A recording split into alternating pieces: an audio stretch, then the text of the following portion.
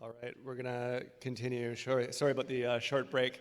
We might have another talk being swapped out this afternoon, so everybody knows at 4:30. The speaker got in a bit of an accident, but if we're lucky, he'll come here today. If not, we'll try to fit it in tomorrow. Our next speaker is Colin O'Flynn, who's been with us quite a few times over the last few years. He's the creator of the open source Chip Whisperer project. And last year, if you were here, you'll remember that he was giving a workshop during which he actually gave me this really cool blockchain, which was a chain with a block attached to it. It sounds like he's really advanced his research, though, over the last year, so I'll let him talk about Thanks that. All right, yeah, so thanks everyone for being here. So I'm going to talk to you about breaking a Bitcoin wallet with electromagnetic fault injection. So I have like two kind of official things that I'm associated with. One is Chip Whisperer, the open source project. I had a startup, New AE Technology Inc. At the same point, I'm also an assistant professor at a university on the east coast in Canada, Halifax, where I live, Dalhousie University. So there I'm working on sort of cybersecurity research, which gives me some more flexibility for doing interesting things.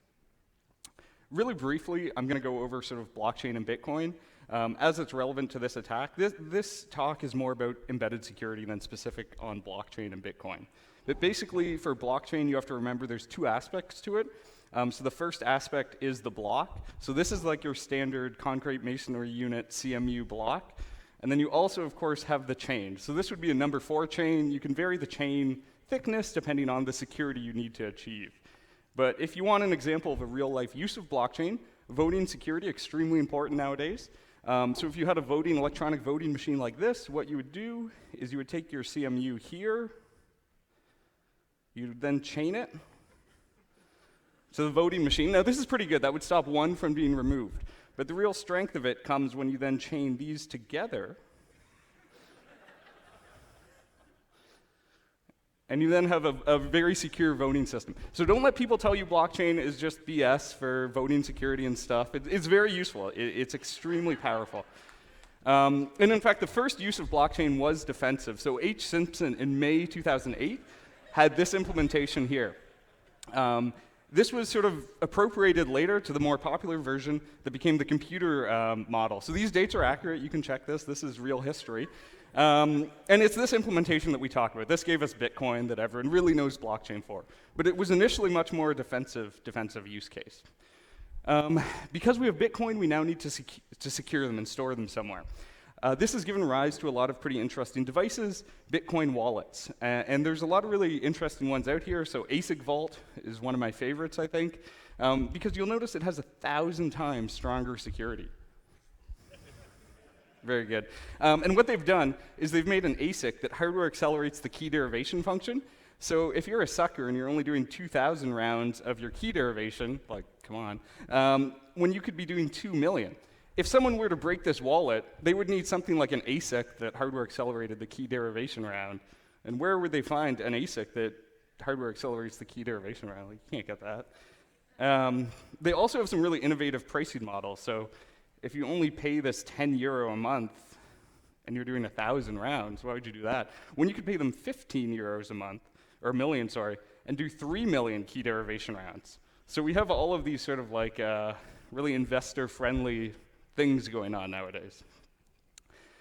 All right, so why can such crazy wallets exist like this? The real answer is that if you look at stuff like the market out there, one of the larger wallets, Ledger, claimed to have sold like 1 million wallets, and each of those wallets is over $100, and this was last year. So this is like, actually there's a big market here. This was surprising to me when you look at this. So the one I'm in particular going to be looking at is just one wallet. It's a Trezor. So this is an open source wallet, or open source firmware is available for this wallet. There's several versions of it. And it's a really interesting target. One of the things with all of these wallets is the sort of how you buy it is interesting. Because potentially you're storing millions of dollars of blockchain, but where do you get this wallet? You go on Amazon, you buy a lobster dog toy, you buy a crypto wallet, you buy some toilet paper and shove it in a box and Amazon ships it to you. So you could be buying this from anyone, right? You could also be getting this from a different distributor. The way Amazon does their inventory in the stores, they'll substitute products that have the same SKU from different vendors. There's no, real known method of getting these securely, at least if you just buy it from, Amazon or something. So having different security that actually validates no one's done some sort of malicious attack is important. Because these wallets basically generate a private key. That private key is now the key to all of your Bitcoin money not being stolen. If someone were to load malicious firmware, they could, generate known private keys basically and ship them to hundreds or millions of people, and they now know everyone's private keys. So one of the features they list, for example, is like an ultrasound hardware seal, making it difficult to be restored after breakage. So what this looks like, let's see if this works. Okay, so here's one of these wallets. And you notice some tooling marks on it because this is the first one I got, and I said, well, how difficult is that to break this ultrasonic seal? And you can see it's very not difficult. This one's been broken, obviously, but you could reasonably, I think, open these up and seal it back if you were more careful than me with it. So that's sort of where the state of a lot of these tends to be. All right. So why pick on Trezor for this talk? There is other ones, as I mentioned. The ability to use the open source code is really important because I'm going to be showing you how some of these attacks can apply to general embedded systems. Because we have the source code, we can look at it, we can modify it. It makes it a much more interesting target. I also will note that this particular problem was in a firmware patch that they've already deployed. So if you had a wallet and you've done the firmware update for it, this exact attack wouldn't work for those. All right, so to understand the attack, we first have to talk about the recovery seeds. I mentioned that there is a private key generated by the device. They tell the user what that private key is, so the user can write it down in case they lose the wallet. This is called the recovery seed, so this is from their documentation.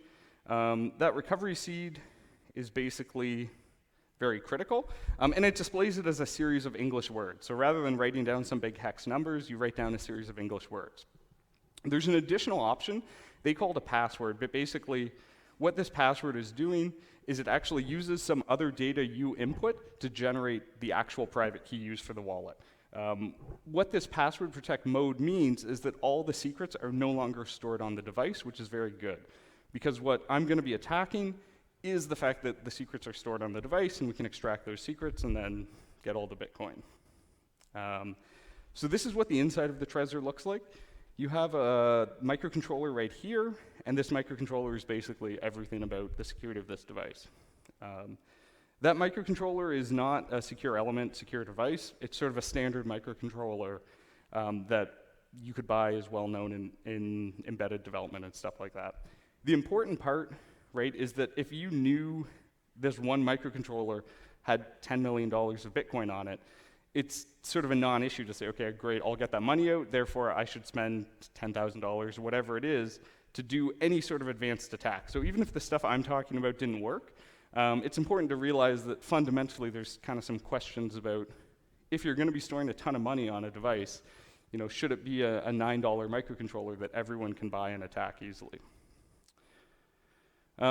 This talk itself is basically an extended / ripped off version of another talk that Dimitri and Thomas gave at CCC, as well as another guy, Josh Dacko, who's not here, so we don't mention him. And you're going to have the chance to vote later because they're going to be giving their presentation, I believe. Yes? 4:30. And then we'll have an audience applause for which Bitcoin presentation is better. And so their talk, I'm going to summarize now to set the mood. It had vulnerabilities on several Bitcoin wallets, so not just one wallet like I'm doing. For the Trezor specifically, as you'll find out, you needed physical access to the PCB. I showed you there, you could open it pretty easily. And once you had that physical access, it was performed with pretty high reliability. The real fundamental difference is that their attack is looking at getting the key out of SRAM. Because during the update process, the important data is copied from flash memory to SRAM, you dump the SRAM, you get all the important data out. And so this was Dimitri telling me on December 17th about how all the data is just stored as ASCII strings in the SRAM and you can just easily dump it. So this was also not ideal, being told on December 17th for like a relaxing Christmas with my family, because then they were less impressed when I'm wanting to do all this sort of work instead of Christmas things. All right, so now we want to get the recovery seed out. So we know one way to do it is with dumping the SRAM. What else could we do? And what I was particularly interested in was reading it directly out of flash memory, because one countermeasure that could be rapidly deployed was to say, okay, we're not going to copy it to SRAM during the update, we're going to leave it in flash memory and just not erase that section. So I kind of wanted to also demonstrate that just patching one little area isn't a good idea. And what I looked at in particular was this. So this is the secret data. This is a memory map of the device, by the way. So one of the nice things, because the software is open source, this table here was copied from their source code and put in my slides. I didn't do any fancy reverse engineering or anything like that. So we have this secret data stored in the device flash memory. Before that data, we have this bootloader code section here. So this code section is where the bootloader is running. And that's what I wanted to look at, because with fault injection, often one common attack is to do something like start reading from memory and just continue to read well beyond the end of the buffer. So if there's something in the bootloader section I can perform that trick on, it would mean I would get access to this secret data that I really want. So part of USB, really briefly, they have this idea of USB descriptors. USB descriptors, when you plug your thing into your computer, it tells the computer what it is. These descriptors are just like big chunks of data that are stored in various structures, and they identify different things about the device. When the computer asks the device, what are you, what interface do you talk on, it sends this get descriptor request, so this is just a standard request.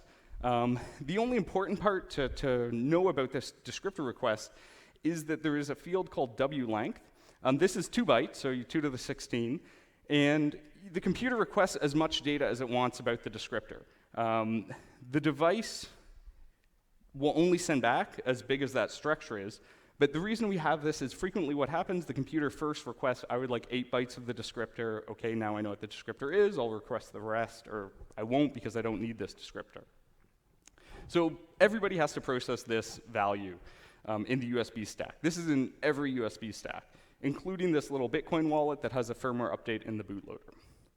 And here is where this processing happens.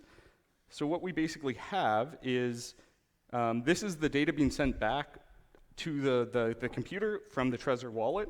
There's basically a pointer to the data structure, and there's this little comparison here that says, well, I either have to send back the minimum of the size requested, which could be like 8 bytes or something, or the total size of this structure, which is 100 and some bytes long. So if the computer requests FFFF as the length, then I'm only going to send back 197 bytes, or whatever the size of this structure is. If the computer requests 8 bytes, I send back 8 bytes. Where the fundamental attack comes in is that this is implemented or compiled roughly as you expect. So it preloads the value from the host computer into a register. It's then saying, hey, is that register too big? Is it larger than this hex 92 size of the struct? If it is, well, we're going to just copy the maximum size back into our register. So what's going to happen here is that if we could skip this, all of a sudden, it's going to just take whatever amount of data I request. I request 65K of data. It's going to send back 65K of data. And this is where we want to do the attack, because if I request the descriptor and the remaining data after it, that includes this sensitive metadata. This is really powerful for embedded systems because there's a lot of interesting stuff in embedded systems within 65K. Some embedded systems, that's basically their entire memory space. In this case, the sensitive data happened to be around one of the descriptors, so it worked really well. But as step 0, being really lazy, we can get the open source code, we can compile it onto a version of the wallet. So this is, I've just taken a wallet and soldered a new chip on, so I have full JTAG access. And we can simulate this glitch. And by simulate, I literally mean like single step through, you hit that comparison, and I use a debugger to skip that check. When you see that, you say, okay, yes, I'm going to get back 65K of data. It's good.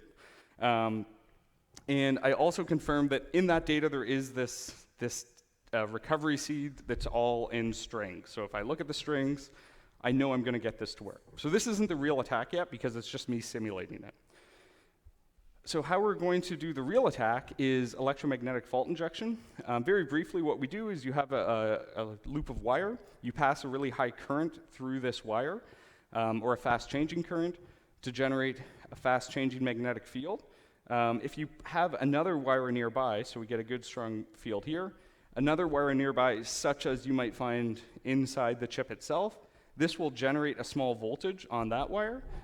That voltage change is enough to flip the state of bits within the target device. So this means we could do stuff like change instructions, mutate them from like the load to a no-op. We could do stuff like cause data not to be loaded in time so the results of the comparison are incorrect, or anything like that. In our case, we just want it to end up giving us this, this result that skips the check. As a side note, when you describe EMFI, what you'll notice is most of these tools put like a high voltage. So how they work is they have a big capacitor bank. And there was a talk, if you remember, 1 or 2 years ago, BadFet, that was basically an open source EMFI type tool and using really high voltages. Why do you need a high voltage? Because all we need is strong current. Basically, the magnetic field is related to how quickly we can change the current through the coil. However, it's also proportional to how many turns of coil we have. The inductance of that coil increases with the number of turns. A higher inductance basically makes it much harder to change the current quickly on a physical level. So you have this annoying balancing act between wanting a super high number of turns to get a really strong field and wanting only one turn to be able to change the current very quickly. What you sort of find out as you experiment with this is there's a sweet spot kind of between 60 to 500 volts. So you'll see most EMFI generators using this higher voltage. So what I have to perform this is basically there's a wallet here. I force bootloader mode with my very high-tech screws pushing the buttons down. And I then have a coil tip that's positioned over the case. So this is over, nothing's broken the enclosure at this point. So if you really carefully inspected this, besides maybe some marks from the clamp, you would never be able to notice. So if you put some tape on that, you could avoid that.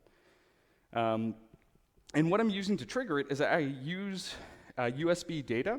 So I have a total phase Beagle 480. This is a USB hardware sniffer. It has this feature that we can say, hey, trigger on some data. In this case, the data is, when I was showing you that get request USB standard spec thing, basically I'm just triggering on that message going across the wire. It goes across the wire. The device is going to process that at some point later in time, so I know if I insert a glitch, if I get lucky, I'm going to hit that exact moment. It's not super reliable for timing. There's some jitter due to a queue that processes the message on the Trezor side of it, so it's not like I can get 100% success rate. But if it works once over an hour, then you can just dump everything, or you do get a dump of everything. So you only really need it to work once. To simplify this further, I have sort of a coming soon, and this repo is active now, so you'll see development of it happening. Something I call Phi Whisperer USB. The idea of this is there's a USB Phi chip that sits in between a USB cable, and the idea is to let you do types of attacks like this without using the total phase. And it's fully open source hardware and software. The main advantage is you actually have a power switch with an ability to discharge the target. When you're doing this fault injection, you need to power cycle the target every time to get it back to a known state. And so this tool is something that basically I ended up needing as part of this work. You could potentially use it as something like a sniffer for USB. Because it's physical layer, you do see error packets. Error packets are super handy for this work as well, because when you reset the target, you can figure out where in the USB stack it is, because if you see it reset, it processed so far and then bailed. So it's like, okay, it processed the setup phase and the data zero phase, but then there's no transactions afterwards. Like right here, there's an input transaction after the setup phase that's missing on the red one, basically because the device reset. So I know it at least got that far in the processing. So there's actually a lot of use that having the error stuff is valuable for. The idea of this is not to inject packets. Theoretically, it can do some of this, but there's better tools for this. So if you're using something like FaceDancer or now GreatFET, that's really designed to do the type of USB fuzzing. And this is really looking at physical layer effects and physical layer triggering that we can get out of having a USB PHY and an FPGA together. So this is what the current setup looks like without the PHY whisper in there, where I did have the Beagle generating a trigger. This trigger is routed through a chip whisperer. I just use the chip whisperer as like a FPGA board that can generate a narrow pulse at a fixed offset, and then sweep that offset through various times. So that's then routed to this device here, this EMFI generator, the chip shouter, which then inserts EMFI into the device. As I mentioned, we need USB power switch to turn the device on and off, because I'll show you in a second here, it crashes very frequently with this type of attack. All right, let's see this. So here's a unbroken Trezor, which if we plug in normally,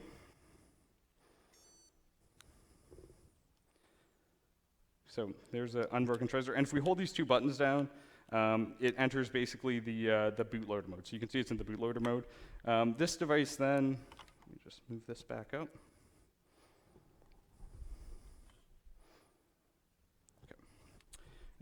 This device now, I can sort of insert fault injection by just sort of holding down this button and moving this around. So what you'll see is you see some like various error messages coming up. So they do have some countermeasures against, invalid errors. So there you see it says like stack smashing detected.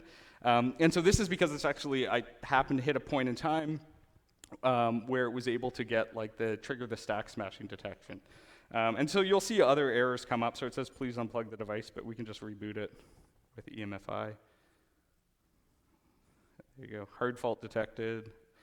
And occasionally what you see, actually an interesting one, is you'll see like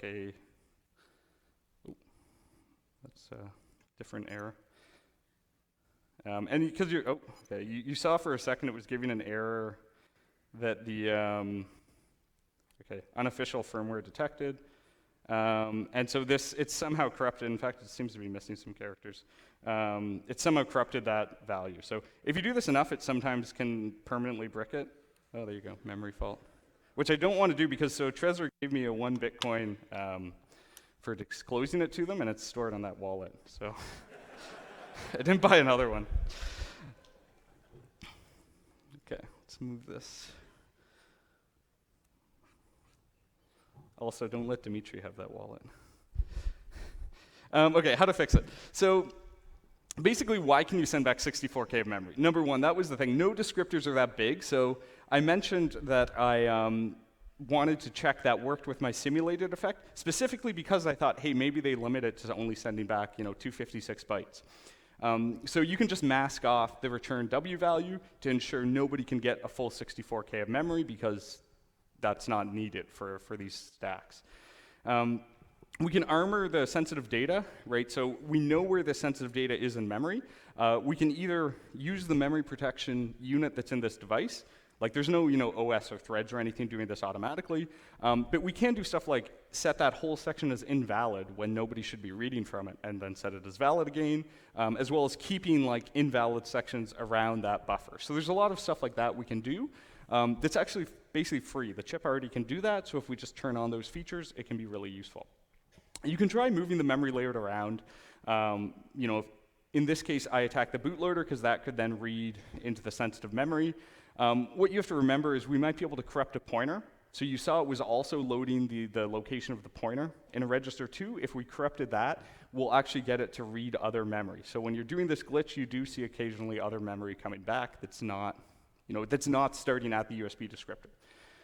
The final thing is encrypting data, at least at rest and possibly in place on the flash.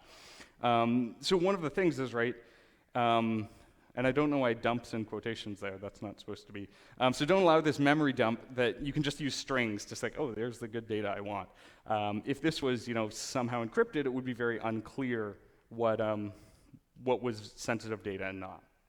So a number of those fixes were pushed into the latest firmware. So what's released now basically has some of this protection built in. So the same sort of attack would not work on a current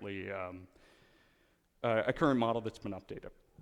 And the other thing is, again, because if you used a passphrase, not all the secret data was stored on this, so it's not possible to break a device or recover the information from a device that did have that passphrase feature turned on. Yeah, so that's sort of it. That's what I wanted to show you about. If you're interested, so my website, oflynn.com, has sort of a blog post with some more details of the physical setup, and there will be a paper coming out at some point with a few more details on that. If we have like a few minutes for questions, we do? Okay. If there is any questions, and if you have hard questions, you can ask Dimitri and Thomas later. Nope. All right, thank you very much.